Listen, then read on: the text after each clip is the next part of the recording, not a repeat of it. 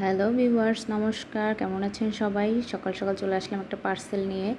আর পার্সেলটার ভিতরে ছিল মূলত নানা ধরনের সবজির বীজ, আর সাথে একটা নির্দেশনা দেয়া ছিল যে আসলে কোন কোন বীজগুলো কতটা সময় ভিজিয়ে রাখতে হবে আর কিভাবে লাগাতে হবে, সেরকম একটা নির্দেশনা দেয়া ছিল।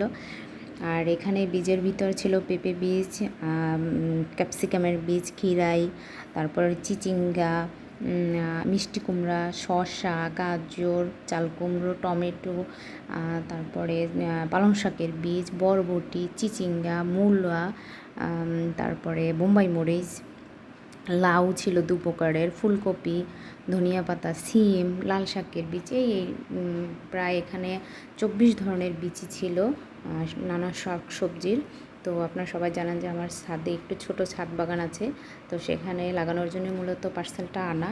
আর এটা এই 24 প্রকারের বীজের দাম নিয়েছে আমার কাছে 300 টাকা। তো ভালোই লাগলো।